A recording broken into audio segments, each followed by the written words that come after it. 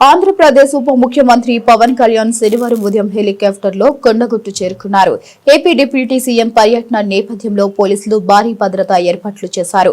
AP ఉప ముఖ్యమంత్రి హోదాలో ఆలయానికి వచ్చిన జనసేనానికి అర్చకులు సంప్రదాయబద్దంగా స్వాగతం పలికారు.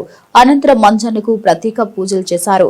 పవన్ కళ్యాణ్ ప్రత్యేక చొరవతో తిరుమల తిరుపతి దేవస్థానం కేటాయించిన 35.19 కోట్ల నిధులతో కొండగట్టులో నిర్మించనున్న ధర్మశాల దీక్ష విమరణ మండపం కోసం భూమి పూజ నిర్వహించనున్నారు.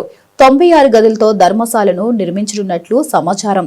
ఇక భూమి పూజలో పాల్గొన్న తర్వాత నాచుపల్లి శివార్లోని రిసార్ట్లో జనసేన కార్యకర్తలతో పవన్ కళ్యాణ్ సమావేశం కానున్నారు. అనంతరం మధ్యాహ్నం హైదరాబాద్ కు తిరుగు ప్రయాణమవుతారు. పవన్ కళ్యాణ్ గారు భావిస్తున్నారు.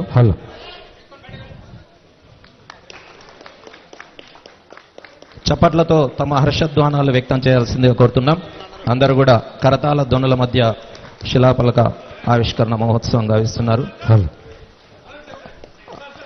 ఆవిష్కరణ మహోత్సవం గావిస్తున్న పవన్ కళ్యాణ్ గారికి గౌరవ అతిథి అభ్యాగతులందరికీ కూడా పేరు పేరున నమస్సులు తెలియజేస్తున్నాం.